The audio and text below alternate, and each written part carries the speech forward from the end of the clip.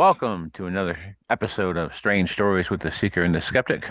We are joined today by Mike Clelland, author of The Messenger, which is a nonfiction book about paranormal phenomena, and the novel The Unseen, which is the most recent thing I read by him, most recent thing you put out, right, Mike? Yeah, it's most recent thing. Exactly. Yes. And some other books as well. Those are all on my list. Mike, thanks for joining us. How you doing today? Great. It's my honor to be here. So, I've actually mentioned this to a couple of people already, but anytime anyone's asked me about this book, The Unseen, because I've been posting about it a little bit, Thank, thank you, thank you, thank you. I'm like, yeah. It's keep going, keep going. I would place it genre-wise as a mystery with paranormal leanings, but there is more to that. For me, as far as what somebody can get out of it, I would put it on if I was in a bookstore and I was shelving books, I would put it on the same shelf as, for example, Zen and the Art of Motorcycle Maintenance or Siddhartha. And by that, what I mean is we've got fiction that's informed by the personal journey of the author. Exactly. Very yeah. Well said. Yeah, the main character is if people know me, the main character is me. So he has more hair than me. I gave him a full head of hair. I could tell that just doing some research, preparing for the interview and having read the book. I'm like, I can see Oh, you've from your both read time. it. Yes, Oh yes. yeah. I just finished it yesterday. It was wonderful. But I could see from like the timeline that you have on your website, the a lot of the connections that are in the story, which was really interesting to see. Well, the story is for the most part set in 2009, and Hmm. that was for a couple reasons. One is that I wanted to do it before, like, and that was just the dawn of the smartphone era. I didn't want everyone to be like, "Well, let me call this person, or let me Google this, Yeah. or let me check something, or let me take a quick picture." I didn't want any of that. It's a little bit in there, and there's even a point when the main character someone takes a picture, said, I took a picture, and they hand the thing to me. He said, you can zoom in on it.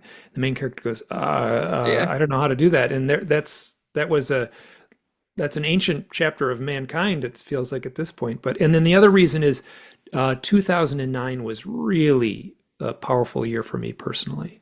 Like lots and lots and lots of stuff was happening in my life. So, um, yeah. So, and then when I said it in that time, the character was about the same age as I am or would have been in 2009. So it was very much based on me.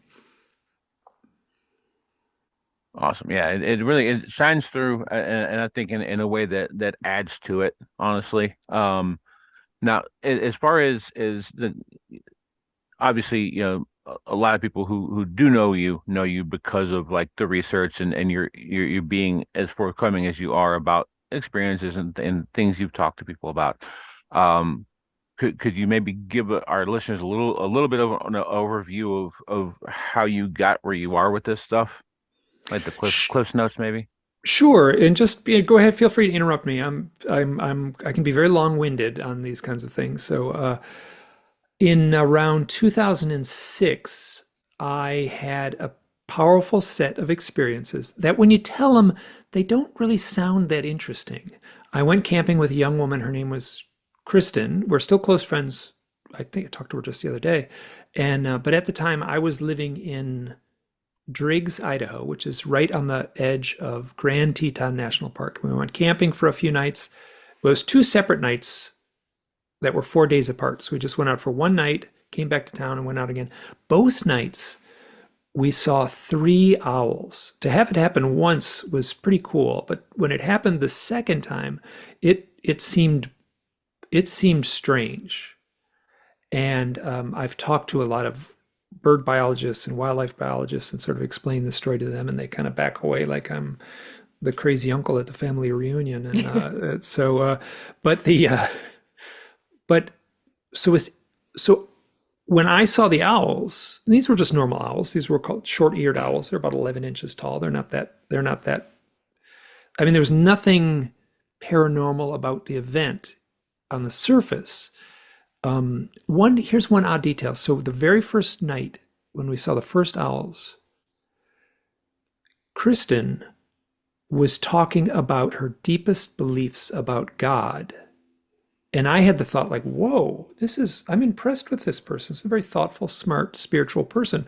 And at that moment, the first owl appeared, and then the second, and then the third.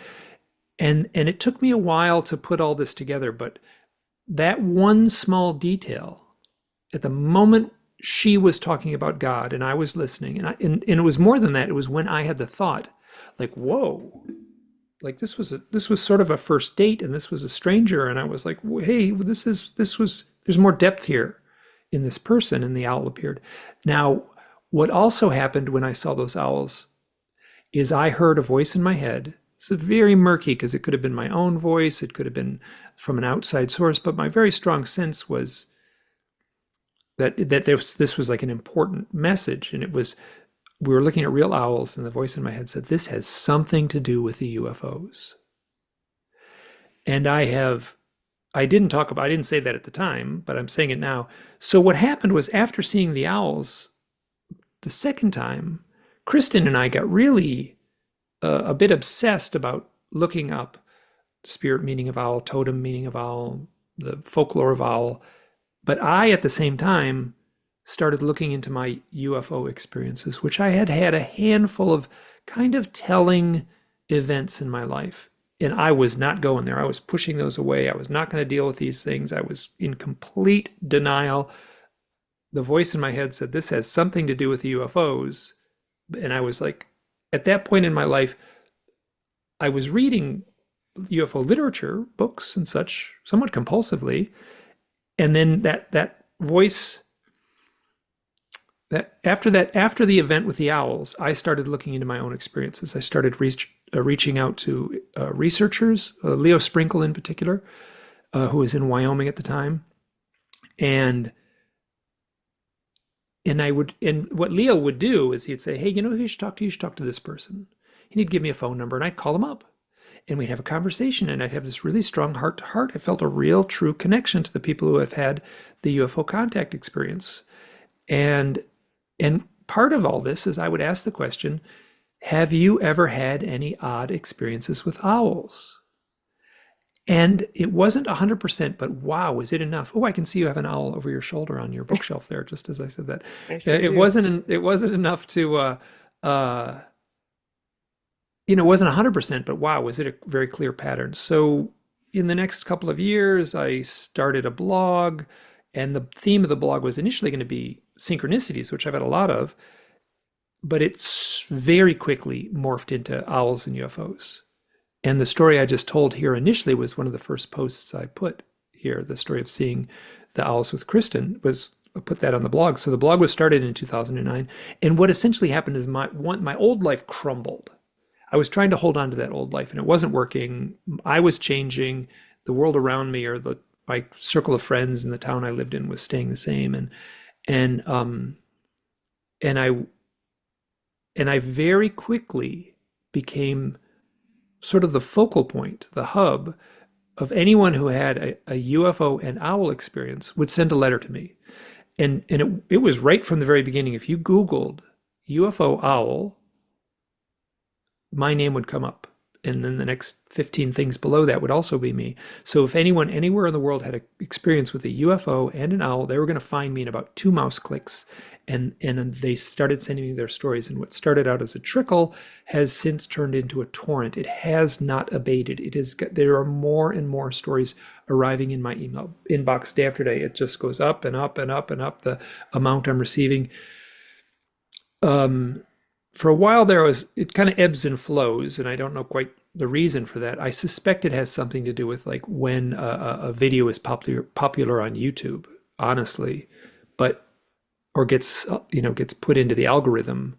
I'll get a peek in some of these things, but for a while I was getting about 6 a day, 6 really good stories a day, and as far as the stories are, people will say, and this is something that every UFO researcher knows about, and I've talked to plenty of them, people's letters often begin with, I've never told this to anyone. Or they'll say, I cannot tell my wife, I cannot tell my boss, but I'm going to tell you, here's my story. And the stories are so bizarre and so rich with mood. And after like 18, or it was about 15 years now that I've been doing this. It was 18 years ago that I saw The Owls with Kristen. It was 15 years ago when I started really receiving the stories. So for 15 years, I've been receiving these stories. I've been trying to see patterns in them. I've been trying to collate them. I've been trying to archive them. And I also feel very strongly I don't want them to sit like on my computer. Like I don't want these to be stored away and not, I want these to be alive and out there. So I've been doing my best to to make sure that, oh, you might hear roosters in the background here. So I've been doing my very best. They get kind of noisy. They're very temperamental. But the stories have a theme and a mood that I can recognize, and those accounts turned into 3 books. Let's say my research and my interpretation and my struggling with what may or may not be there. I don't have a good answer to why their owls are showing up in connection with UFO reports, but I can say that it is a consistency.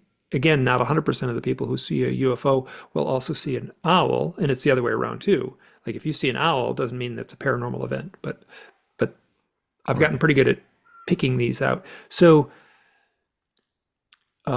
I put out 3 books, and it totals up to just about 1,000 pages, almost exactly 1,000 pages if you stack all 3 books on top of each other.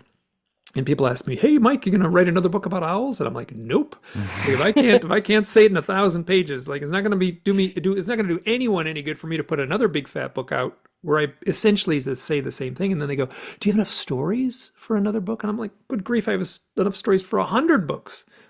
The problem is it's the same story over and over again, essentially. Or let me say that it's a story with the same mood and flavor. So I this fiction book, I had it as an outline, as a rough thing. I was originally going to do it as a graphic novel in 2010. 2010, 2011. I was on fire to do this graphic novel, and I was making all kinds of notes, and I wrote a really clean treatment of the outline of the story. And I talked to some friends. Do you know Christopher Knowles? He runs the Secret Sun blog. No, no, I don't Oh, think so. it's a really interesting blog, a really thoughtful guy. But he had done a lot of work in the comic book industry. And so I contacted him, and I knew he'd worked into the comic book industry. And I said, like, what am I getting into? Like, I want to do this graphic novel, and I want to do it all myself. And here's my idea. And he's like, "Oh, don't you do it. Don't do it. Like, you need a team. Like, you'll make yourself crazy with the amount of work that it's involved. So if you're a part of a team, one person does the writing, one person does the inking, one person does the coloring, one person Hmm. does the layout." And I was just I just was so disillusioned after hearing that. I didn't have enough money to hire anyone, and like, or a team, let's say. So I just put it on the shelf. And after I'd finished the 3 books, I was like, "Good grief, I kind of need something. I want to write another book, but I don't want to write it." And I was like, "You know what? I started that treatment a long time ago." So I pulled it out and I reread the treatment, and I was like, there's something here. And this kind of dovetailed with the pandemic. So Hmm. me and the rest of the world got stuck at home, and I started writing it as a novel. I originally thought it was going to be a novella. I was like, "Oh, this is going to come in at under 100 pages. It's pretty close to 350 pages." So that I didn't adhere to that very well. But what I tried to do was tell a fictional story that created the flavor and mood of the accounts I have been receiving. And many of the accounts in the story, I don't know if you could probably pick some things out, like, "Oh, I heard him say that in an interview," or "I read that in one of his blog posts." A lot of it is me. Hmm. And I told some friends when they picked up the book, they were kind of like, "What am I getting into?" They'd ask me, and I was like, if things get really weird, if there's a part in the story that's really weird, it probably really happened. And and that I there's some exceptions to that, but that's kind of the tone of the book. And I also, as far as the fiction book, The Unseen, I tried to I was doing 2 different things. There's a surface level story. There's kind of a romance, and there's kind of a mystery, and there's a little bit of intrigue and such. And that was fun to write. And I got lost in that story. I really cared about the characters. And then below the waterline, I was trying to tell a more mythic tale, a more a more archetypal tale. And and and I was really nervous when I kind of was on Amazon and I pushed the little button that said, publish this book, because I was like, what did I get myself into? Because that was pretty bold. And then the reviews started coming in, and people started reaching out to me and saying they'd read the book, and people got it. So that was a real relief, because I didn't know what I was getting into trying to do this initially. So yeah, there was a very long answer to a very simple question. No, it's great. I mean, I think you accomplished what you set out to do in terms of like there's a story within a story and there's a different layers, and it was just very interesting to see it unfold and just how small details kind of from the beginning carry over and have a deeper meaning towards the end. So I think you definitely accomplished your mission there. Oh, thank you. In the treatment that I did wasn't complete enough. Like there was points in the story where I was like, oh, it's going, here's where it's going, here's where the story's going. Mm-hmm. Now I gotta, like, I made a decision here in chapter 30, and it's going to impact something in chapter 3. So Mm-hmm. I have to go back and, okay, let's rework this and let's put a little clue here, and then I changed something over here, and it was a little bit of a chaotic madness when I was writing it, because I was in the middle of this kind of ping pong game with all these clues, and people contacted me, and at the end, my sister, it was really funny. My sister contacted me and she read it. She said, and she was really great. She sent me these notes, and I kind of said, keep me up to date. My sister's name is Jeannie. Keep me up to date. Where are you at in the book? And she read it really quick in just a couple of days. And she said, we were out to dinner last night and I wanted to leave early so I could come home and read the book. And I thought that would really made me feel great. And then she said, Mike, I finished the book. I loved it. I don't understand it. So my thing was like, well, I don't quite understand it either. So Yeah. uh, so I explained she's not into the paranormal at all. She's not into the UFO thing at all. She's not into mythology at all. So I was kind of like, here's what this was, and here's this little thing here, and this was a clue. And she'd go, what about this? And I was like, oh, that shows up all the time in the UFO literature. And she said, it does? And I'll go, oh yeah, yeah. And there's a lot of twists and turns here. So I'm content to talk about stuff, but if there's a spoiler, a really Yeah, overt spoiler, I'm going to be careful. And you kind of know what I mean. absolutely. I had so much fun writing the plot points that kind of seem to flip the story upside down. What are Oh some yeah. of those personal experiences that you've had that kind of have influenced the work that you've been doing? Well, I mean, then that, well, this right from the beginning, the stuff with Kristen certainly influenced it. And then what happened after I saw The Three Owls in 2006, and before I started the blog, well, I guess this would go up until today, but it was really intense for a while, for a bunch of years in there, between about 2006 and about 2013. Wow, was my life intense. And what was happening is I was experiencing profound, mind-bending synchronicities that weren't just like, oh, I was thinking of my old friend Bob, and then Bob calls me on the phone. It was like went way beyond that. And it was almost as if the forces of reality had orchestrated events specifically to knock me off balance. And one of those was uh, there's a story, but a part in the story, I almost never tell this, but it was in the story, the Neutrogena 45, the character, this is like within the first 30 pages, or maybe even 20 pages, the character finds a bottle of sunblock in the desert. And it's a really prescient moment. I'll tell the real story, what happened. This would have been in around 2006. This would have been in the spring of 2006. And I knew stuff had been going on in my life. Like I knew like these things that happened in my youth, like seeing UFOs and missing time. And I knew those were like, I wanted to deny them, but they just kept on rising to the surface. And it's kind of like, if you have a pot of water and you put a lid on it, and right before it boils, the pot kind of goes tick tick tick ting ting ting ting ting. It kind of vibrates. There's kind of a tension created in that pot of water. That's what my life was like. It was just like the lid of my life was just going tinka tinka tinka tinka. It was just about to blow off, and I knew it. And I was like, oh, I don't want to go there. I'm not going there. I don't want to go there. So at that point in my life, I was doing a lot of outdoor work for the school.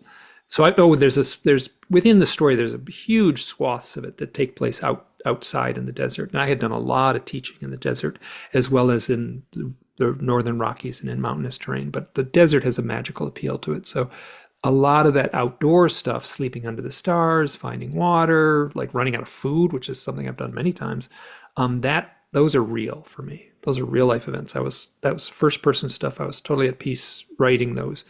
And let me back up. Oh, the Neutrogena. So I would get my face gets really red, and if I use a certain sunblock, like I would just trying sunblocks, and I would put it on my face, and my face would get more red. It would like irritate and sting my face, the sensitive skin of my face. So I would ask people. I would say, "What I'm having this problem. I can't find the right sunblock." And I was working with people who were outdoors all the time, and they were like, "You need to get Neutrogena 45." And I'd ask someone else, Neutrogena 45. I'd ask someone else, Neutrogena 45. So I was like, okay, got the message. I went to the drugstore and said, do you have Neutrogena 45? I'm like, no, we don't have it here. And then I went to the health food store and like, no, we don't have it here. And I was driving home from the town that I was living in. This was the spring in a town in the Rockies. So it's muddy and gray and it's that kind of shoulder season before summer and after the heart of winter. So I'm driving home and I wanted to go to the big grocery store, but I just didn't have it in me. I hated going to that big grocery store. There was a cute little, I was friends with all the people at the health food store. I tried to do all my shopping at the health food store, and it was connected to the little drugstore. It was this cute little hometown thing that the big grocery store had a totally different feel. Didn't want to go there. So I drove past that. And on the way home, there was these bags of trash along the side of the road, which I knew what they were. Every year they would have a trash pickup on the highway. And I was like, oh, I'll do this. I'll pick up some trash. So I pull into my house, which is right along this highway. And then I got a bag. I didn't even go to the house. I just went into the barn, got a couple trash bags, stuffed them in my pockets. And then I said, I'm going to walk to the stop sign. And that's a half a mile away. So I walk a half mile and then I'll cross the highway and I'll walk a half a mile back and pick up trash. So it's a full mile of trash pickup. I figured that's pretty good. So I started walking. As soon as I started walking, it started raining. It was like cold, miserable, wet rain. It was miserable. And then it started sleeting. It was just awful. I was cold. And I was like, I should turn back. And I'm like, nope, I'm going to go to the stop sign. So I'm picking up trash. And this is like gross stuff. This is cigarette butts and old, like, fast food wrappers and stuff. But I get to the stop sign. And leaning against the stop sign is a bottle of Neutrogena 45. And the first thought that pops into my head was, it's them. And I didn't know who them were, but that was clearly in my mind. And I still have it's funny, the bottle, it had spent the winter out and it had melted out of the snow.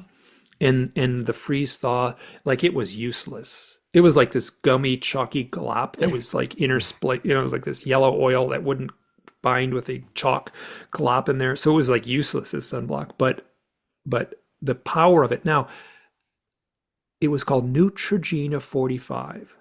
I was 44 years old. I would be 45 that year. It was at a stop sign. Like stop. It was leaning against a signpost. Like the vocabulary word signpost.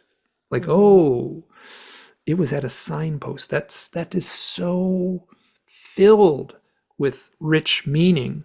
So I took that story, which is, I hardly tell it anymore. That's a pretty powerful story for anyone. Yeah. And then it's just, I've had so many accounts with that intensity, but that one is folded into the story pretty much exactly. I mean, it's changed to fit the mood of the story, and the sunblock is just fine. So the character has his sunblock. He goes through it's very similar, and the character in the story goes through the same thing, but he finds it at a trail marker, leaning against a signpost. I could go on and on, but I mean, there's a lot of stories in the book that are real. Yeah. So now that you've, been doing your research, you've been in this world for a while, who who do you think them are? Well, the answer would be the UFO occupants, and then that would have to be followed up with, well, I'm not really sure even what or who the UFO occupants are. Like there's a pop culture definition that says they fly a metal spaceship and they come from another galaxy and they come here to visit Earth and they take people out of their beds and do medical exams on them and they abduct people from lonely roads, and they fly around aircraft carriers, and there's videotape that shows up in the New York Times website. And but for the people who are more deeply immersed in this, like that works. You can cherry pick the data and paint a very vivid picture of metal spaceships coming from another planet, piloted by non-human intelligence. Basically little skinny aliens with big bald heads and big black eyes. But that falls apart when you look at the data in its totality.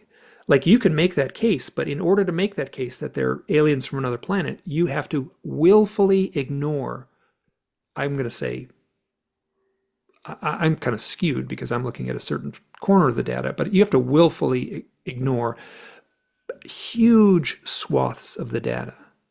And then for the past 15 years, I've been interacting. I talk with people all the time who have these experiences, and almost nobody. I mean, I've heard the stories, but let me tell you, almost nobody tells me a story about being on a table with the creepy medical exams that seem to be the heart of the abduction literature. Less so now, but in the 80s and 90s, it certainly was. What I'm finding is, I talk to these people, they never mention that stuff. They talk about the most powerful synchronicities imaginable, exactly what I described before, as if they were orchestrated by an outside intelligence. And then the questions I ask the witnesses: what was going on in your life leading up to the event? What changed after the event? Are the first two, the event either being an owl event or a UFO event. The third would be, how would you rate your psychic skills? And then how would you rate, do you have healing skills? And I used to ask if you're a creative type, like, are you an artist? And I don't ask that anymore because it's pretty much 100% they say yes. So I don't even bother asking, I just assume. And so those questions aren't addressed at all in the New York Times version of the literature. And like the people who are talking, it every once in a while that leaks out. There's a little hint of it in the congressional meetings or Grush or all the stuff that's going on with this disclosure movement. But you'll get a glimpse of it in the disclosure movement. But I'm talking to people all the time who claim to have had the direct contact experience. They're talking about mystical experiences. They're talking about becoming healers. They're talking about psychic experiences. They're talking about prophetic dreams, all the stuff that a mystic would talk about. So that was what I wanted to imbue into the story, that the characters are going through an initiation process to become a mystic. It felt like, you read the book. Is that safe? Does that seem fair? Yeah, absolutely. Absolutely. Especially with your use of synchronicity without ever using the word synchronicity, which I appreciated. I think that really does get that through for sure. And to me, just as someone who reads 100 books a year, and has for my entire life really, um, there are lots of authors who try for synchronicity and get chance in fiction, and there kind of is a fine line between chance and synchronicity, and I feel like you do end up where you want to be on that side of the line. I enjoyed that about this book. When someone has that synchronistic moment, when it happens, I think I even say it in it felt like I was ringing like a gong. There is that, like, what just happened? What just happened? I never use the word synchronicity. I never use the word UFO. I never use the word abduction. I use the word shaman twice, and it's right in the beginning. And the line is something like, oh, what about your shaman friend? And then the other guy says, like, he never calls himself a shaman, and I never call him that either. So it's brought up and it's denied right away. So it never comes up again. But it's clear what the role he's playing. And so I wanted to less address the mechanics. I didn't go at all, like why, how is this happening? But I wanted to paint a emotional mood of that awe, that momentary awe, that astonishment. So the main character is kind of in a continual state of astonishment. In the beginning of the story, he's struggling. I say there's two parts of the book. It actually has a part one, and then you turn a page and it says part two, and then you turn the next page. And so there's only two parts in the book. Part one is the main character is struggling. Part two, he's like on a mission. It's a detective novel. Part two is a detective novel. He's on a mission to solve the mystery. The mystery is himself. He's trying to figure out what happened to himself. And there's a few other characters that are sort of sucked into this mystery too. There's kind of a romance in there too, which when I started, I did not expect the romance to like build and build and build. And by the end, it was like that was all the story was about. And I did not expect that. That emerged organically during the writing. I love that. It's discovery writing. You set out with a plan and then the story takes you in a different direction that you can't even plan out. What I'm hearing you say is that there's a cultural narrative about the phenomenon, whatever could be occupying UFOs, that is more they're researching and studying us. And what you're finding from the people you're talking to is that it sounds like more about expanding consciousness. Does that seem accurate? There's 100 vocabulary words: expanding consciousness, spiritual awakening, kundalini awakening, the transformational experience. Yeah, people are being transformed. Oftentimes, I mean, spiritual awakening is, all those words are kind of pointing to the same thing. It's very consistent in the individual. Here's a story. I spoke at a UFO conference. I was going to talk about the owls and UFO stuff. This is before the book came out, the fiction book came out. And I have a slide on my PowerPoint presentation. It just says spiritual awakening. And I tell the story of this guy who saw a UFO or saw an owl. Moments later, he sees a UFO. And then he kind of tells me about his life. And he said, yeah, I had this spiritual awakening that seems connected to all this. It was great. And it was kind of a shocker at the time. I hear it all the time now. But that's a bold thing to do, to stand on a stage with a slide that says spiritual awakening and Helvetica bold and, big letters on a screen. And I was like, oh, can I back that up? I don't know. I mean, it's like, guess I hear it sometimes. And I'm like, I'm going to take the slide out. And it's a PowerPoint. You just open your laptop, you find the slide, you hit delete, it's gone. And I was thinking, I should do that. I should do this. This is in my head. And this guy walks up to me, Mike, I'm really looking forward to your talk. I had an experience with an owl and a UFO, and it led to a spiritual awakening. I was like, okay, fair enough. Like, There message it is. understood. I got it. I have since asked other researchers, like very plainly, do you get people saying of spiritual awakening? They go, all the time. Why isn't that front and center on the congressional hearings? Yeah.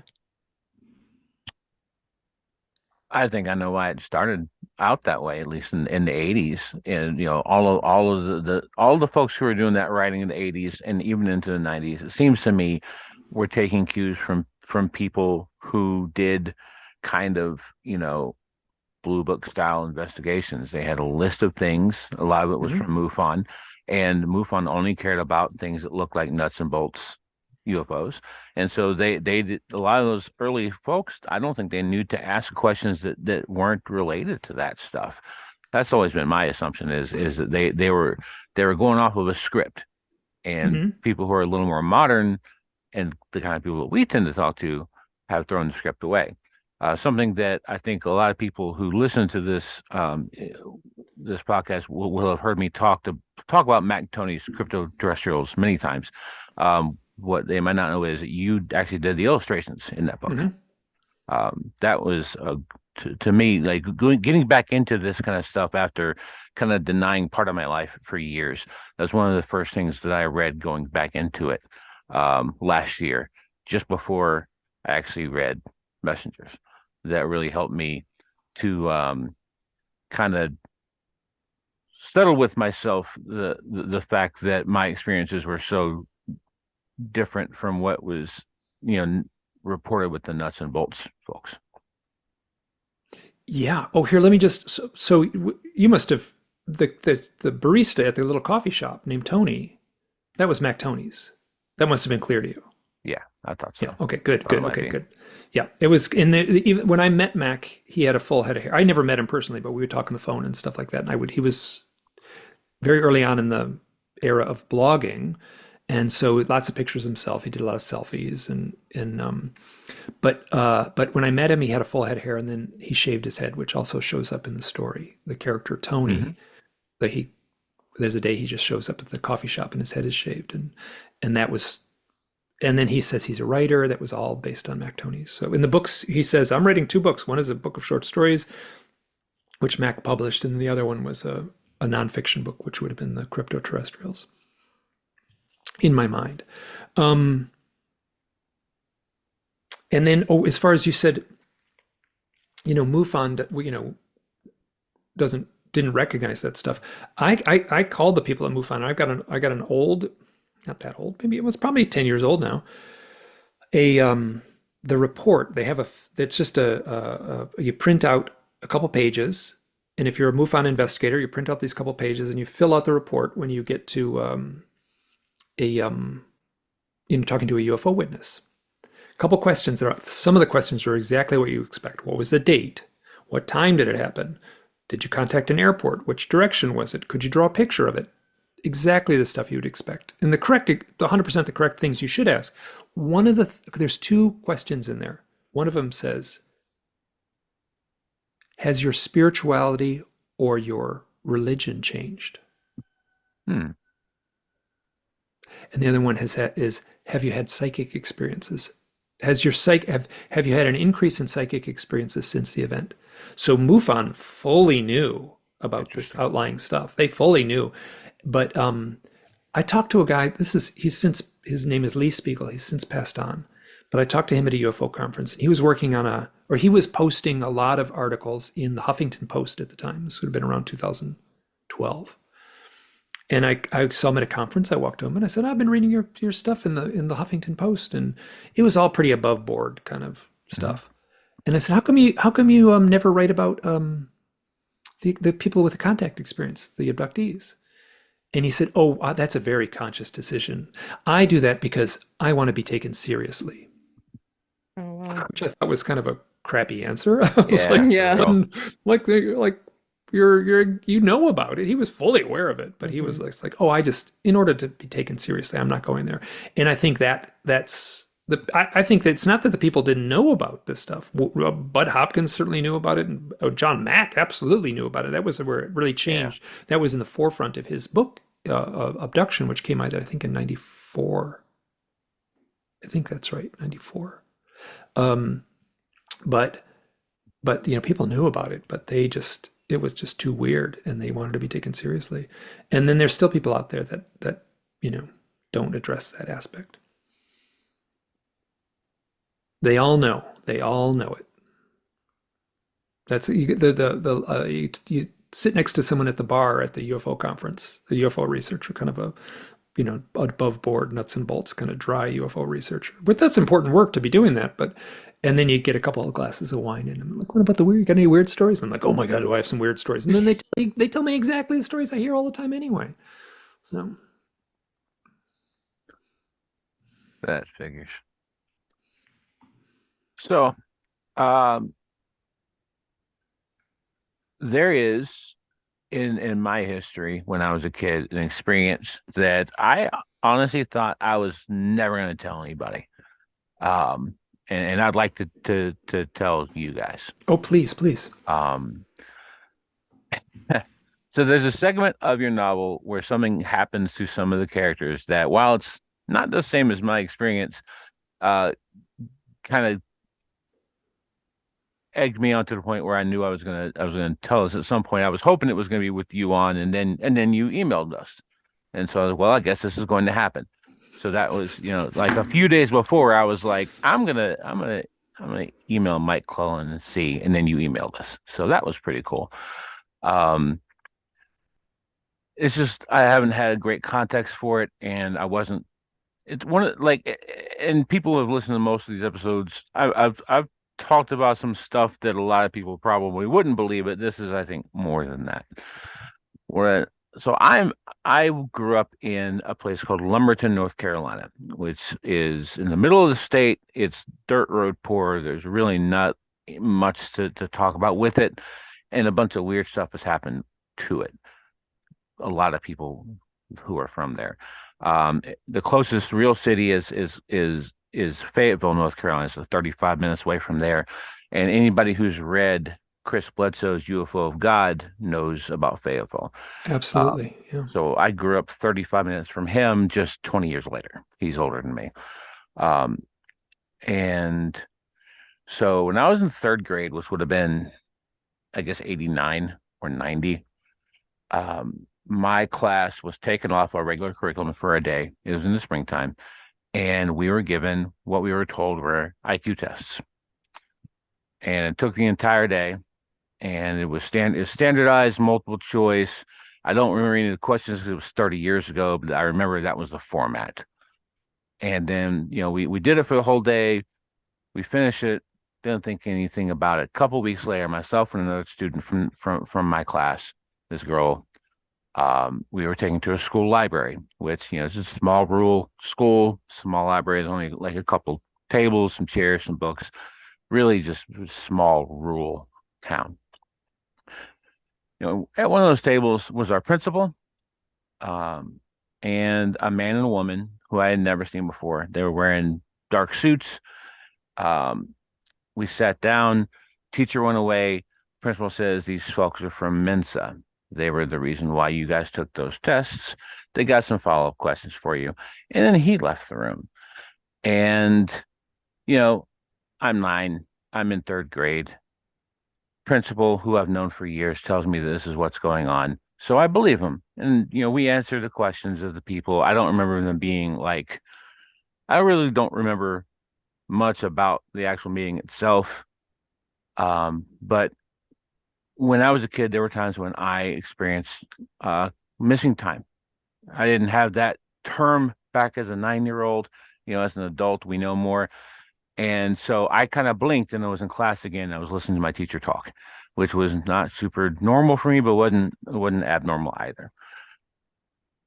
That night, go home, just telling my parents about my day, and I happened to mention those people, the tests, and all this stuff. And my father was a complicated man, not a particularly nice person. He was a harsh guy. Got very angry that there were strangers who would come to school to ask questions, to the point where I found out later that he actually the next day called the school and reamed out the principal. Apparently, it was a really bad conversation. He was really upset that outsiders had come to say something to his kid without him having known about it. Which, looking back, is very strange because my father was not a what's a good word? He didn't participate a lot. He worked, he paid the bills, he did what he felt like was his duty as an adult human male, and then he just went on with his day. But he was very upset about that happening. And I thought that was it, basically. A year later, same school, same principal, different teacher, because I was in fourth grade instead of third grade. I had a situation where, for a couple of weeks, I was a really scrawny kid. I was little for my age. I was really skinny. And this, for like a month, this kid had been bullying me. And it ended up being a fight in the schoolyard, as kids sometimes do. And it turned out that, I hurt the kid. And my teacher and the principal did not like my father, and they were not interested in telling him that something had happened. I was not injured. And so they told me, hey, as long as the other kid who started it, parents don't push this, we're just not going to tell your parents. Just don't tell your parents, which most people probably would think weird of, but the kind of school this was, the kind of place this was, the kind of person my father was, it does make sense looking back. Well, about a week later, I get pulled out of my class by the principal I had taken to the library again, and at that same table were those same people, but that's not how they were introduced this time. They weren't. I wasn't told that they were with Mensa. I was told that they were with the FBI, and they asked me questions about the fight and the kid and how I felt about it, and if I was angry and things that I now know are questions about like my mental state. And then I blinked again, and I'm back in class in fourth grade this time, going about my day.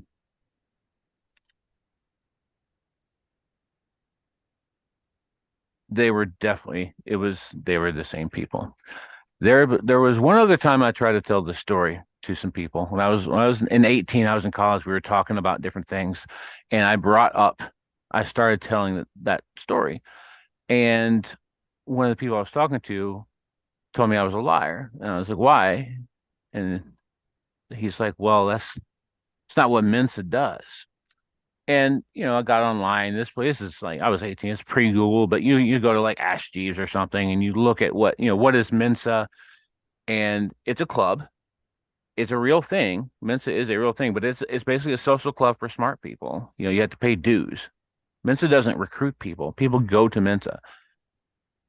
There's nothing about reality that would have had those people in my school if that's what they are. And then a year later, after I get into a fight, I get pulled in, and they were introduced as different people, but they were the same people. I've heard stories like that. I have never heard that exact story. I've heard many times, many stories with the same general outline of that story. So what you're telling me is something I've heard many times. I don't know what to make of it. I mean, so in the fictional realm, it's pretty clear what the implications are in the fictional realm in the story, but I included what you experienced. I mean, I couldn't have. I feel like the fictional story that I wrote matched pretty closely what you experienced. And I did that on purpose because I've just heard that story in one form or another. The point in the story where I talk to a guy who has a lot of psychic experiences. Pretty just he's really upfront with his psychic abilities. And he's the one that said, like I knew something was up. And the question I purposely failed their test because I didn't want anything to do with them. And that showed up in the book too. So that was a real thing. I've heard that story. I heard one fellow, I want to be careful because this was a long time ago and he never told me not to share this story, but I'll tell it roughly. He won the prize at like a science fair in his junior high school. He was pretty young. I think it was junior high school. It might have been high school, but and he said, this science, my thing that I did for the science fair wasn't that special. Lots of other people did little things that were much more impressive than what I did. So I should not have won, but he won the prize and the prize was to spend a weekend at Wright-Patterson Air Force Base. Hmm. So he remembers, and then he says, I remember pulling out of the driveway, driving down the road in my neighborhood, and then I remember coming back and pulling into the driveway. And it was like one of those this would have been, he's probably roughly my age, so that would have been in the early 70s, maybe mid 70s. Hmm. So it was like kind of bland sedan that you would see. And the Air Force people had their Air Force uniforms on. And he said they weren't very friendly. They were kind of gruff. And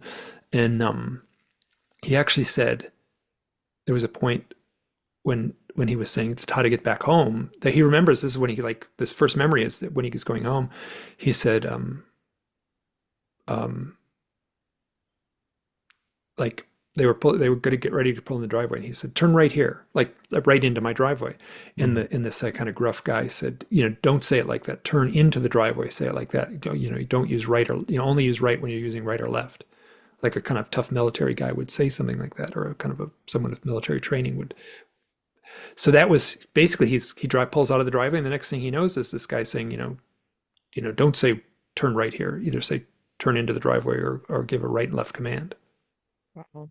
And so there's the whole weekend is missing. Gone. Yeah. So these, I got lots. I mean, this is part of the mystery. So I mean, was it the FBI? Like, good grief. I mean, I don't know who it was. And in the story, there's kind of a foggy, never quite say who are they. They're called the team, and it's really mysterious. You don't never quite know if they're good or bad. I don't even know if they're good or bad, the people in that team. But they were, I certainly tried to make them mysterious, and I did that on purpose. So yeah, you are not alone in these experiences. It's Something a that very I've always common. kind of connected to this kind of stuff was the fact that and my father passed in 2020. He died during not of COVID, but during early COVID when it was hard to get good hospital care Hmm. because everything was just really confused. Um, and he served for 6 years during the Vietnam era, and always said that he was never in Vietnam. Um, but there were parts of the things that he did and places he was and jobs he would never talk about. And there were a couple times throughout my young life that he would be confronted with someone who had served with him, and he always did his best to get away from them as quick as possible, make sure they didn't talk about stuff they did in front of us. And that reaction he had had to someone from outside coming in and talking to me always had the same feeling to me. We also moved around a ton as a kid. He always had really like low profile jobs. He always he was a very hard to deal with, but very intelligent person. But he didn't always act like it, and I think some of that was an act. I think he was, I think, running from something, and I think it had something to do with his military service in the 70s. Mm, yeah. Stuff This that I is, will probably never have any answer to, honestly. I understand that. Yeah. And that's, I think it's more mysterious. So as an author, I mean, this is my first time I ever attempted fiction. And I've read a lot of books, and I've actually seen more movies. I've seen a lot of movies. So the book to me was like, I was seeing the movie in my head, but sort of the less you know about the mystery behind the curtain, the more mysterious it is, and the potential is that if you pulled the curtain back and actually saw what happened, it would be less mysterious than the mood you have created in your own mind. For sure. So, but I know exactly what you're talking about. Yeah, yeah. Do any of the people that you've talked to, have any of them, like people who have had missing time, do they ever start having pieces of that time put back into place, like memories starting to come through, or is it just kind of like missing time is missing time and there's nothing that comes back? Both. Yeah, I have a lot of people who have a little bleed through, or like this. I wish I could think of a good example right off the top of my head. I'll try to, but where something will happen, and then whoomp, they'll just be flooded with this instantaneous knowing of the entire event. I've also talked to a lot of people, and I've done it myself. I've gone through hypnotic regression, and then the events play out under the hypnosis session. And wow, I'm skeptical. I'm cautious. Like I'm not skeptical. Like I recognize people have these experiences and memories come back. How much to trust those memories is very personal. I'm not going to tell someone what they should or shouldn't do, but what I can say is that from my own experience, um, the stories that have emerged under hypnosis, and some of them are very complicated and weird and life changing in a way. I I will make myself crazy if I try to know if they're real or not. But I've certainly talked to people who have missing time, don't know, like blocked. And then I've talked to other people who have been blocked for years, and one little event will trigger something. Um, uh, yeah, yeah. So, there was and it might not be, so they might not even, so the problem with missing time is you might not even know it's missing, right? So, so my strong sense is that there's, there's absolutely no way I can give a number or quantify this or is that there's more people who have had this this mysterious contact experience in their life, then we would dare admit or dare guess. I think the number is higher, shockingly higher than we would think. Some researchers put it at 2% of the population. That's a lot, right? So that's just strictly American, or 3%. That's 100 million people, basically. And did I get through that right? I think I'm not sure for. No, that's a million people. Excuse me, a million people of the population. If it's 3% of the American population, roughly, which is a lot. But my sense is it's probably higher than that, and that there are the gradations of it where people are interacted with, their lives have confronted something in a mysterious, elusive way, much more like a guardian angel whispering in their ear rather than being taken on board a metal spaceship. I'm being very loose here because I haven't. It's very nebulous to try to guess what may not have happened. So I simply don't know. But given the people I've talked to, that's my very strong sense.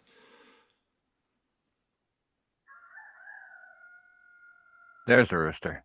Yeah, they're loud. Wow, are they loud? Yeah. Yeah, that to me,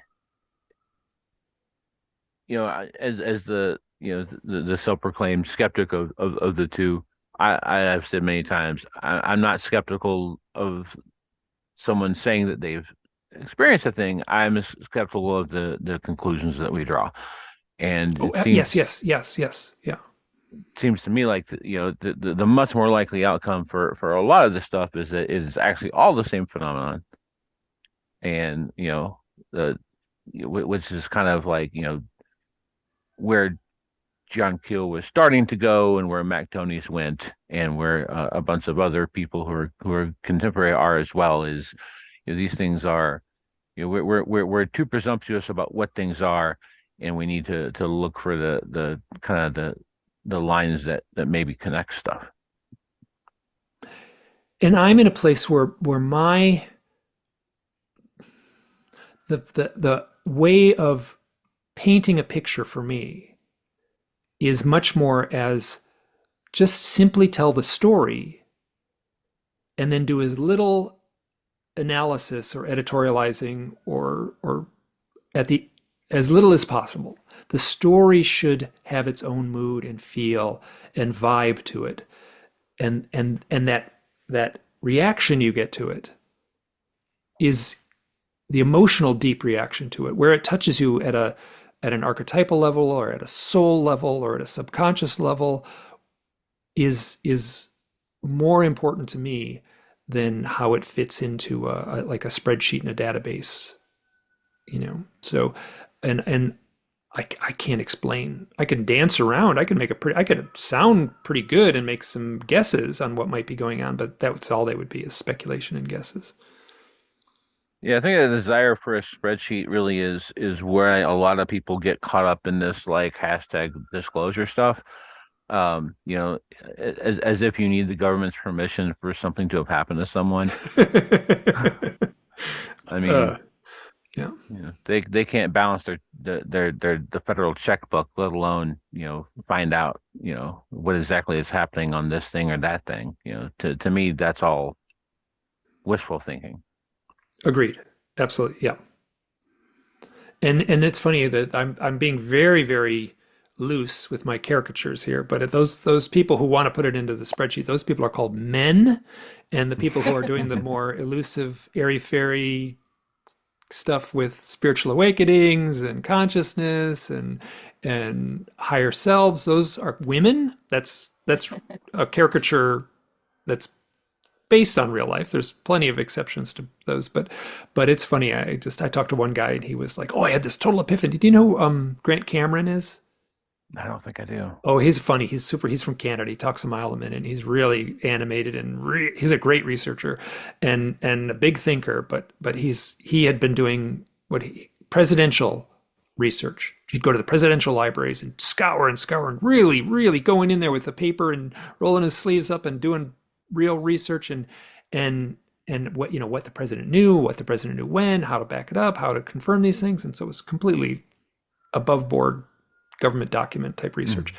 And then he had this epiphany one day. Whoosh, it was in 2012, and then he was like, "It's consciousness. It's all about consciousness. It doesn't have anything to do with the. I've been talking.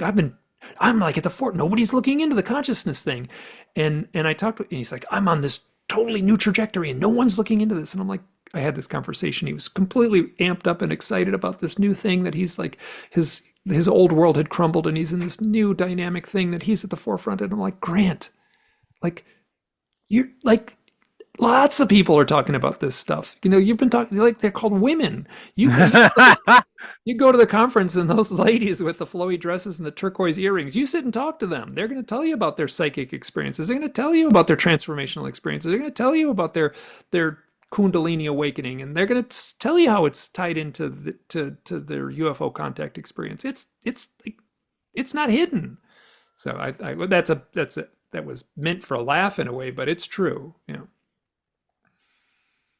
That is interesting. I mean, I think that is, not to generalize, but like masculine energy is more about like facts and data and numbers. And then the feminine energy is more about receptivity and Mm-hmm. being and, that type of thing. So to me, that completely makes sense. Sure, there's more engineers. They go to a college and look at the engineering departments, mostly men. You go to the social sciences and Psychology. art, and it's mostly women. And it's again, it's a Yeah. caricature, but it's Yeah. statistically I've never crunched the numbers, but I'm certain it plays out like that. Yeah. Yeah. I know you said that you can't definitively say like why owls, but what guesses or what theories do you have based on your research of like why owls keep showing up in this way?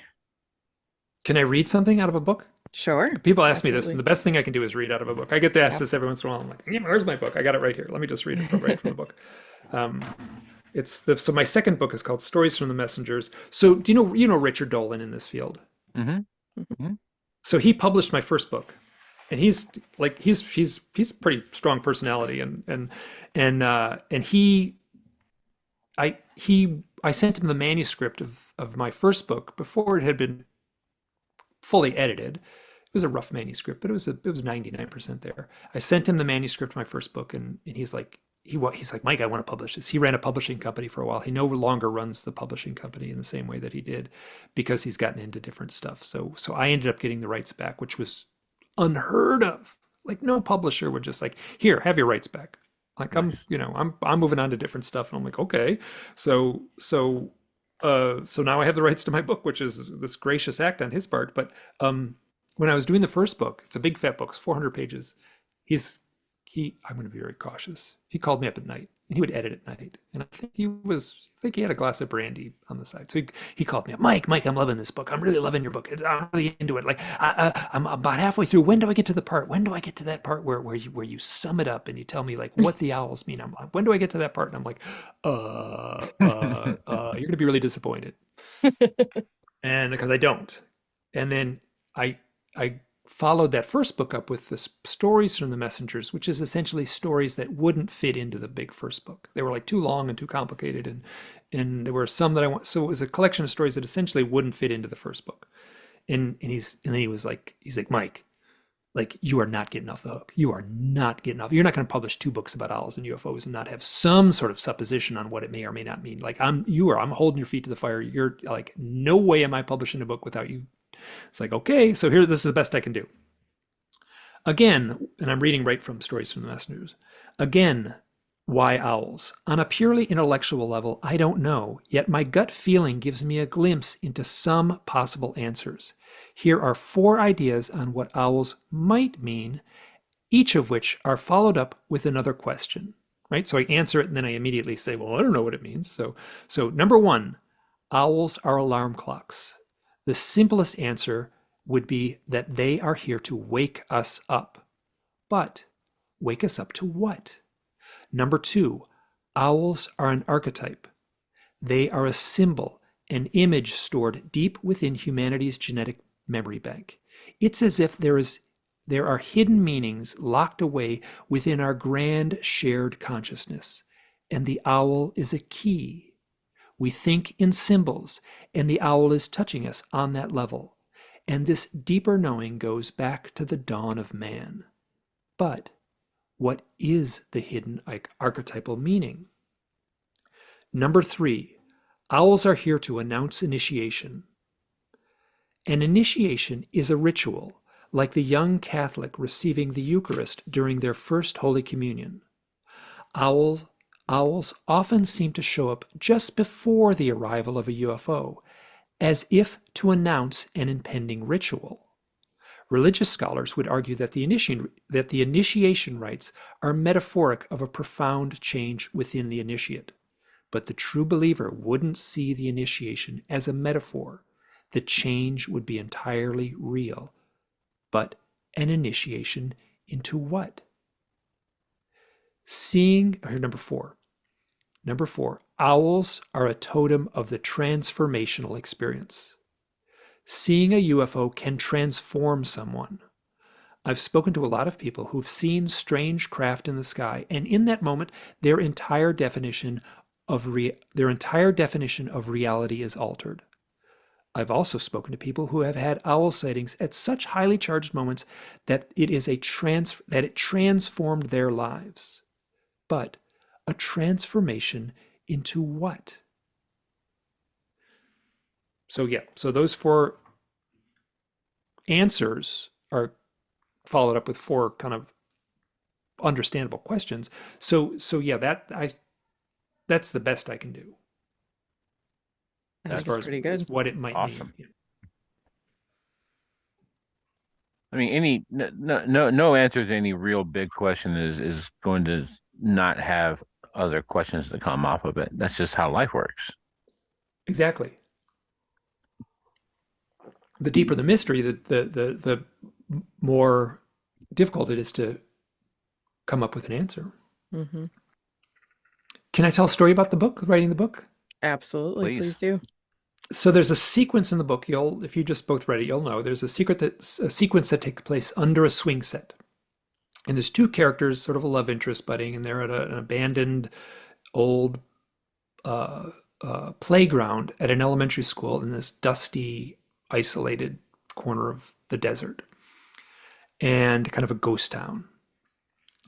And 2 owls land on the top of the swing set, and then that they are essentially the metal pipes and the chains, they're essentially electrically zapped somehow, and it creates a sort of out-of-body mystical experience for both of them. They enter this timeless realm. I was basing it entirely on the near-death experience.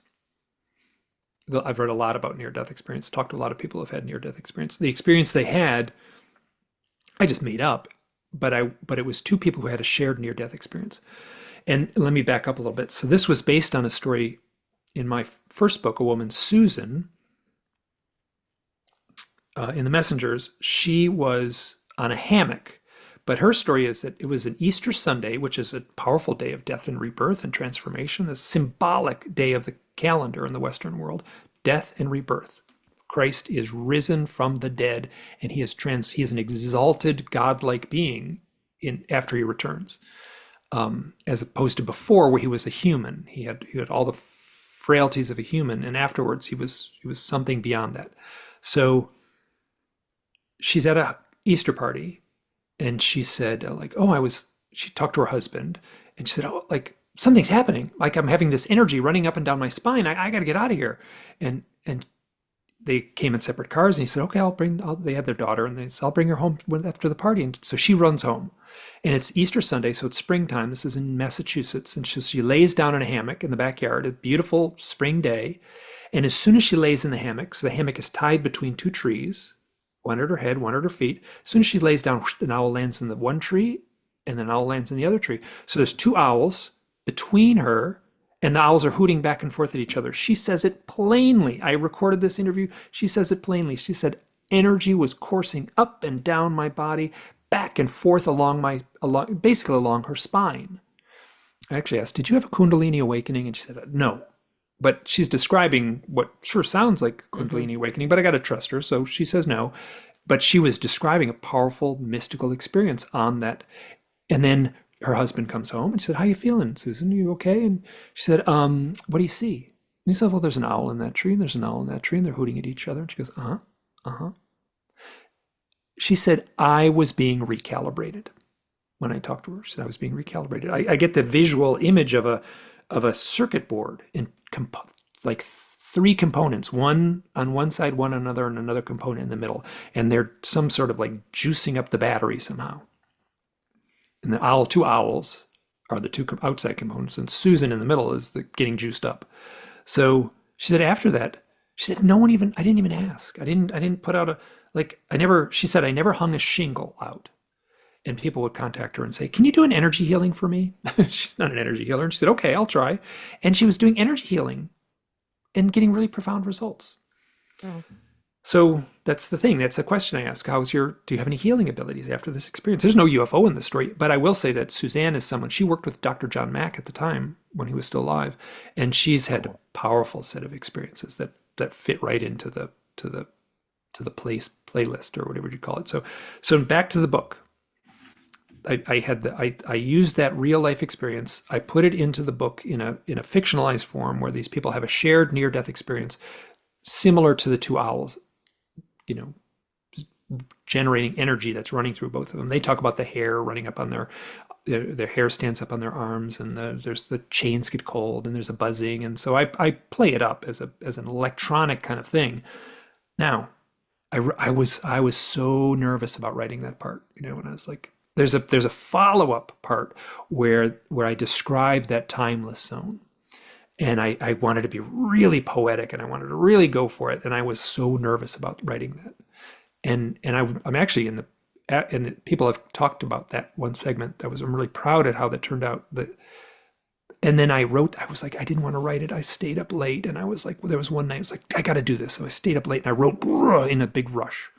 And the next morning I'm editing it. I'm like, okay, I repeated this word. Let me take that out. Oh, I should put a comma here instead of a period. And I was just doing the normal cleanup that any writer would do on a block of text. And I'm in the middle of it, and I'm like, what did I just do? What did I just do? Like I'm like, I created this whole story hinges on this moment under the swing set. And it's two people having a shared near-death experience. I'm like, I just made it up. It doesn't make sense. This is the stupidest thing I could have done. Like it's such a huge leap for the reader. Like no one's going to buy this. It's impossible. Like a shared near-death experience. And then as I was like really disillusioned, like ugh, like my heart sank. Like I've been working on this book for, at that point, I mean, I started in 2010. This is like 2000, so for 12 years, a dozen years I've been working on this book, and it's not going to work. And then at that moment I'm like, oh my word, I'm gonna fall asleep. Felt like I was gonna, like, my head's gonna like slam on the desk. I'm like, I gotta fall. I'm just about to pass out. And so I laid down and boom, I went right out, took a nap. And then I woke up a while later, and it was like one of those things where I was like, whoa, is it morning? Like, wow, was I out? And I go back to the desk, and I get a message, and it's someone wants to be my friend on Facebook. And I never check these things, but this was kind of like, there's these bots, and it was a woman, and I was like, there's all these scams out there. I'm gonna check. I'm gonna Google her name. So I Google her name. Her name is Scarlett Heinbuch. She's given me permission to use her name. So I Google her name. She wrote a book about a shared near-death experience. She was doing Reiki on someone she had never met.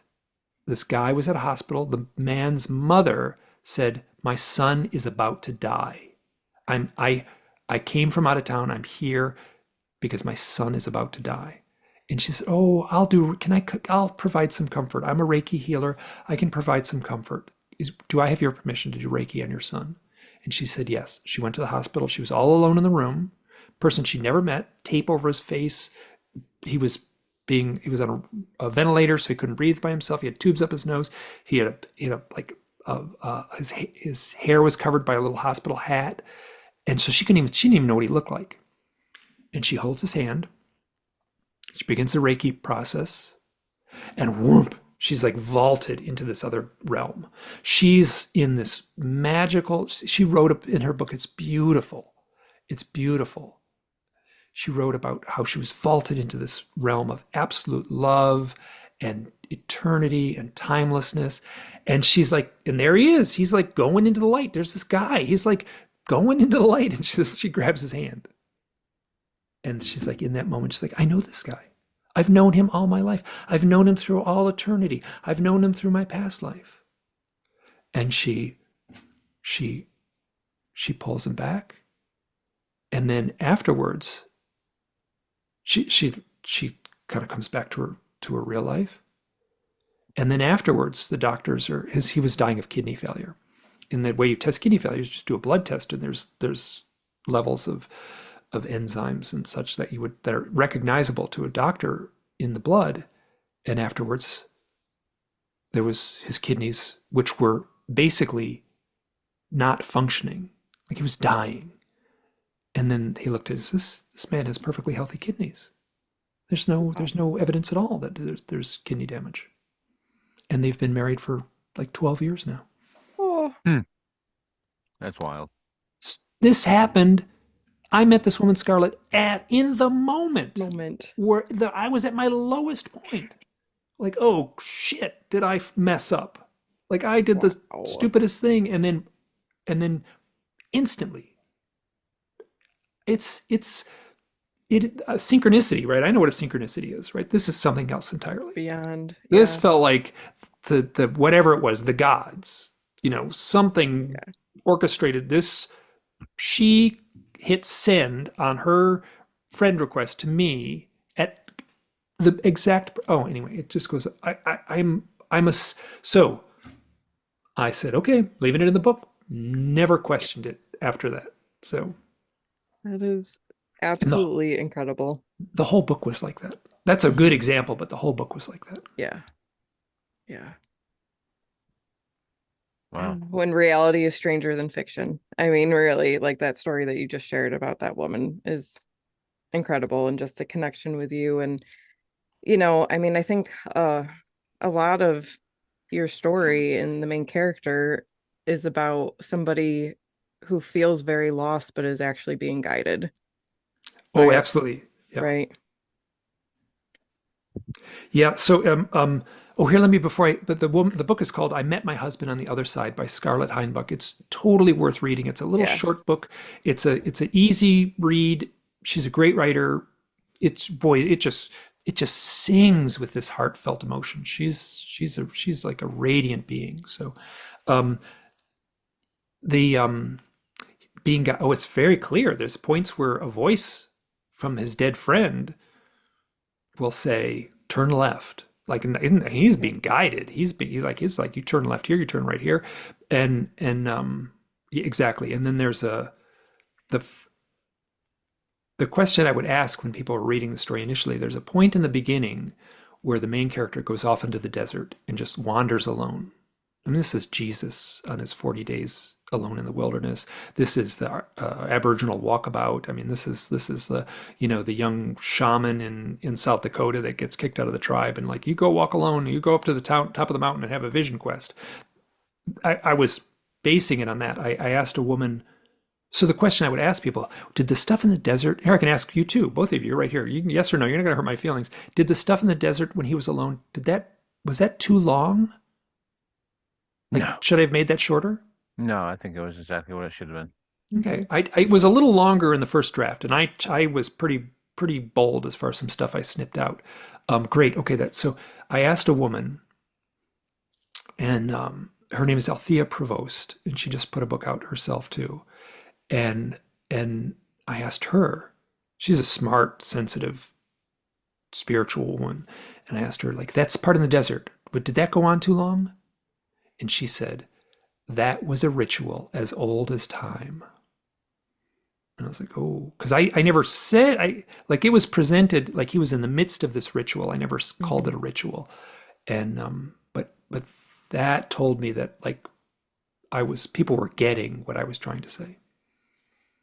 Yeah, especially since, he's has some amount of preparation. He goes through his food, all of that. He spends the time without resources. That's what I assumed you were going for with Mhm. that.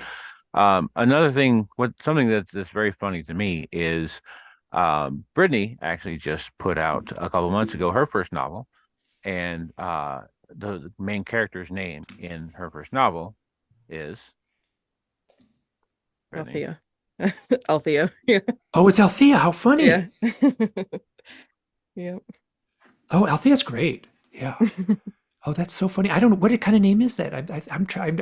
Is it Greek or something? It sounds like a. I wrote this. I started writing this book a long time ago. I don't know exactly, but it has to do with the moon. I believe because that's a It's lot of like what it's actually healer in Greek. healer. Oh, okay, never Okay. mind then. Wow, how interesting. Yeah. Synchronicities everywhere. And I mean, these are, and the more highly charged the project, the more highly charged the synchronicities, I think. Hmm. I mean, you can certainly get synchronicities if you're fixing the kitchen sink and you got to go to off or a Lowe's, and get a special screwdriver or something like that. You can certainly have synchronicities there, but I think the more powerful ones are going to be when you're pouring your heart into a novel that's got a mythic theme. Some of the stories you've shared, especially the one you just shared about Susan, that seems like in your own stories, those were very much real owls. What would you say is like how many stories are about real owls versus maybe screen memories that you've encountered? In my research, Hmm. I would say half. That's a rough estimate. Half are, oh, I was driving down the road at night and I saw a 4-foot owl in the road. I mean, I suspect your listeners are up to speed on what a screen memory is, and I can certainly go through that if you want. But Sure, go ahead. yeah, so what's commonly reported in the field, in the literature, when you talk to people who have first person experiences, they'll say like, "Oh, I was driving down the road at night and I was alone and I turned a corner and there was a 4-foot tall owl in the road." And and they pull up to it and it's like they'll describe the owl looking over their hood.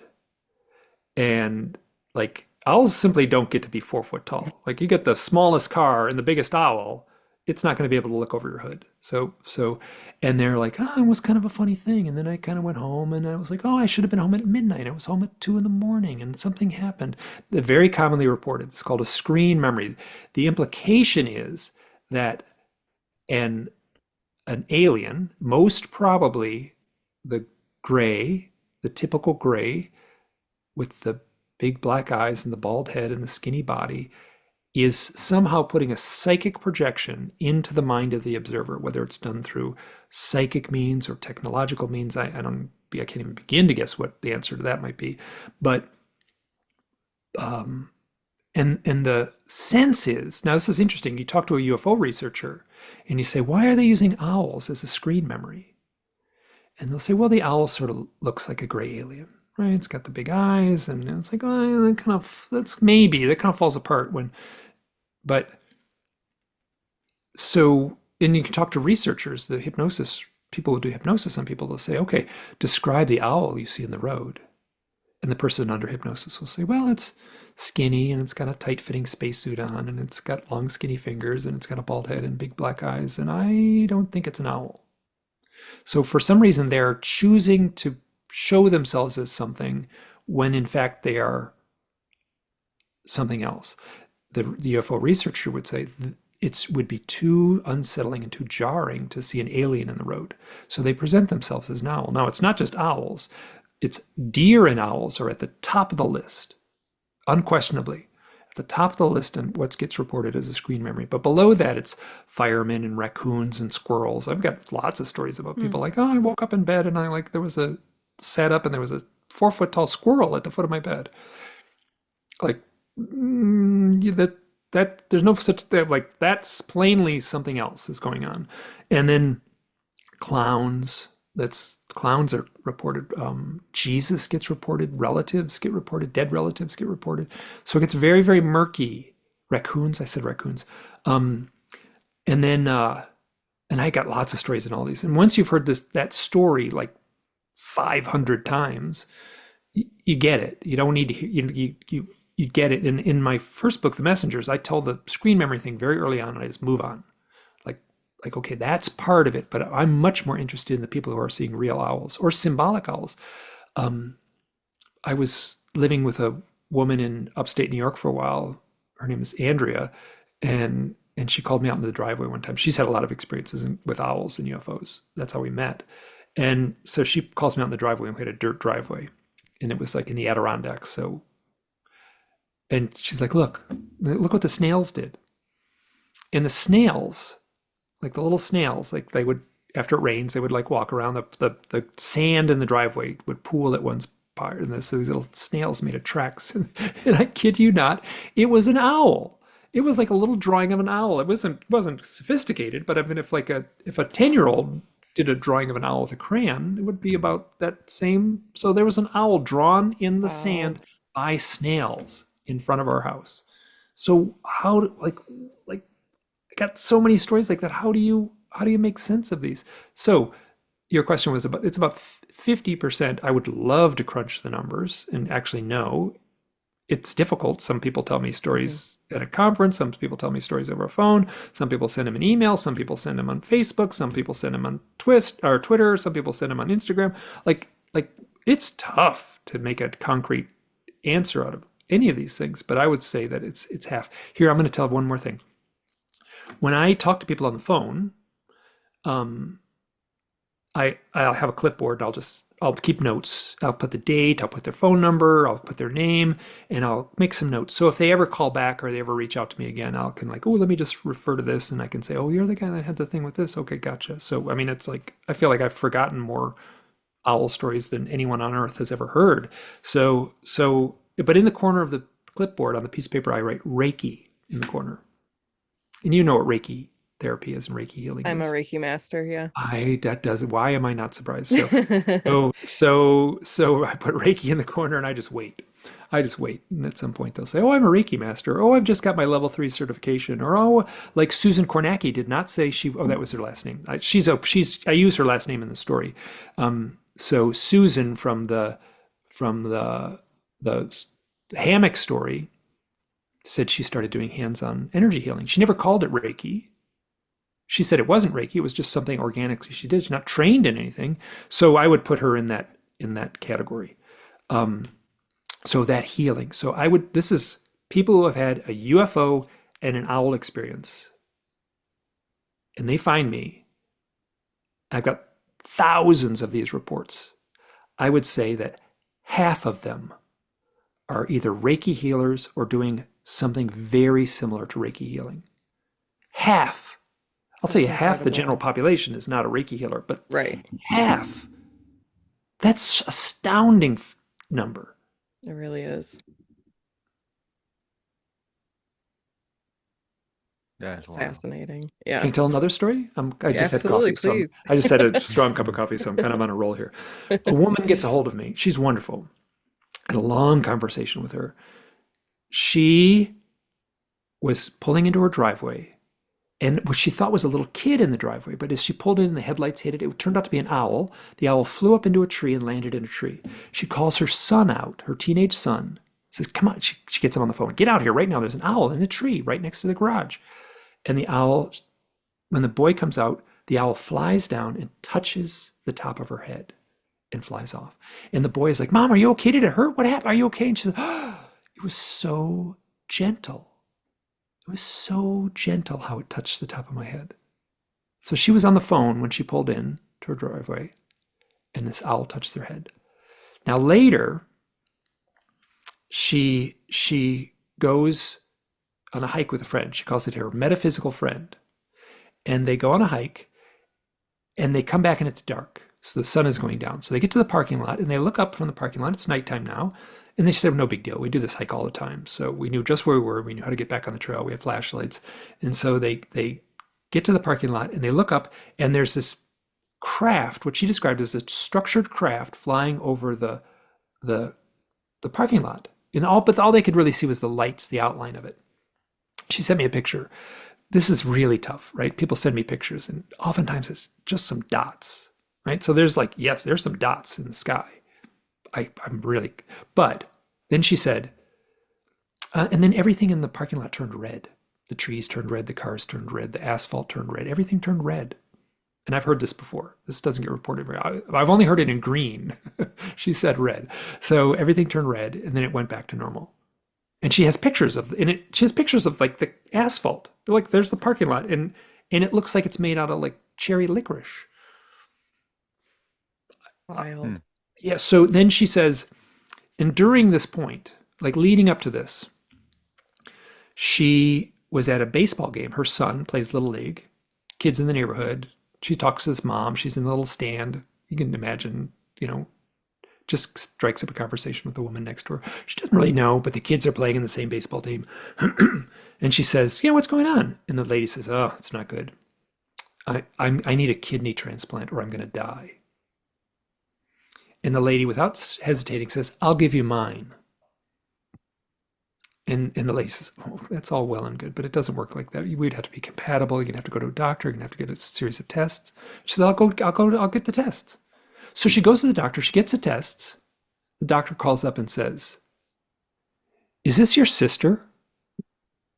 Like, is this your sister? She said, no, it's just some lady in the neighborhood. I said, okay, just doing the blood work and everything like that. You're so compatible that I was almost going to ask, is this your twin sister? So she gives her kidney to the woman. She's doing fine. The other woman is doing fine. They're both in perfect health. And this was happening in the lead up at the time of this. So then I asked, well, who were you talking to on the phone? And I was talking to my dad. What were we talking about? She said, I was telling him I am going to give my kidney away. She said, she pulls into the driveway, says, I am going to give my kidney away. An owl touches her head. Wow. I don't have to ask her if she's a Reiki healer, right? Like, Right. well, you don't give them no more selfless act than giving your kidney away. I don't know if I would give my kidney away to some stranger at the baseball field. Isn't that like, this is the flavor and mood of these stories. They are so rich in power and emotion and just, this sounds like if I watched this in a Hallmark movie, I would say this is too corny. Like, I don't buy it. It's too much. But that's what's emerging. Like stories of such emotional richness and such emotional power. And that's what I struggled to put into the story, into the fictional story. That ever-present mood of some urgency just outside our ability to comprehend. This some palpable urgency, like pushing these people on. The characters were pushed on because of this urgency. There's been so many times during this conversation I've just been like floored, mind blown. You've done it again. But I really appreciate the work that you're doing because you are helping tell people's stories and you're helping shift the narrative. Like we were talking about in the beginning of there's a very, like almost, I don't know, the cultural narrative is a little bit darker, right? And in the stories that you've collected are more about spiritual awakening, expanding consciousness, love. I mean, like you said, what greater act of love can you do than giving somebody your kidney or meeting your partner on the other side? Like these are beautiful stories. So thank you so much for what you're doing and sharing them. Oh, it's been an absolute honor to do this. It's funny, like I'm self-published books. Like no one's getting rich. I mean, maybe I'm not getting rich off self-published books. Like I'm barely scraping by, but it's like I have no choice in the morning but to get up, open my email inbox, answer some owl stories, try to make sense of them, try to figure out a way to put them in a either a fictional story or in a blog post or try to share. Like I don't want these stories to be hidden away. I want the power of these stories to be out there. The subtitle of my second book, it's Stories from the Messengers, and the subtitle is Accounts of Owls, UFOs, and a Deeper Reality. There's a richness to these stories. I don't care if anyone believes that UFOs and owls are connected. What I do care about is that there is a richness and a depth this to our reality as a totality. And that's what I have come away with as far as my own life. Like, I realize I am not in a dry, empty, materialistic reality universe. I'm in a rich, multidimensional, overlapping, in a relationship with some other reality, and it's showing up in my email inbox without, I mean, I put some effort into it. I wrote these stories, I wrote the books, I put out a blog post. I'm asking the question, I want to hear your owl stories. I'm getting the answer. I'm flooded with the answer to the point where I don't know what more I can do. But I feel like I cannot turn away from this. And it's not just owls. It's a lot of stories with the same richness and the same power that I'm receiving. So I'm not locked into owls in any way, but it's been a wonderful thread to pull on. Right? So the UFO mystery in its totality goes from government conspiracies on one end to people in Sedona channeling their space brothers on the other end, and there's all kinds of messed up stuff in this data pool in the middle. Some of it is messed up. That's a wrong way to say it. There's all kinds of messy stuff in this data pool where it's really hard to, you look at one, and by being myopic on one thing, which I certainly am, it's hard to absorb everything else. So I think everyone in this pool is a generalist in the UFO lore. Is, it's, you almost have to have your specialty. So my specialty, I didn't ask for it. It happened in the mountains of Wyoming with Kristen in 2006. But I've been pulling on the thinnest little thread. And when I started pulling on it ages ago, I thought I'll write a magazine length article and be done with this. And that has absolutely not been. It has just been rich. And the reason I am content and inspired and alive with this research is because of the story of that life. For instance, the woman who gave her kidney away. That is not an outlier. That's a story I can tell quickly. Some of them take a long time to tell. That's a story I can take quickly. But that is the flavor and mood of what I've been finding, of such magnificent, life-affirming power in these stories. That's awesome. Amazing. Absolutely amazing. Well, we have gone through everything. I was going to ask you more, and this has been an awesome, awesome talk. How can people find your book? You can Google UFOs Owls. I'm the first thing that comes up. And if you scroll down there, you'll find my website. And I have a website which is kind of an overview, which is called MikeClelland.com. And Clelland is CLELLAND, MikeClelland.com. And that's kind of a hub which will take you to the Amazon page, as well as to some of my podcasts, as well as to some illustration work that I've done and things like that. So that's a good source. And then my blog, I was very active for about a decade. I have not done much with the blog in a while. I basically use the blog now just to promote the books. It seems like we're in an Instagram world, and the blog is kind of like might as well be written on Mastodon hide or something like that. It's so outdated at this point. So and then my books are easily available at Amazon. So Wonderful. Well, I was reading your blog yesterday, preparing for this interview. Oh, right on. It's very well written and lots of wonderful stories. So thank you so much for taking the time to talk to us. This has been an amazing conversation, and I can't wait to read more from you.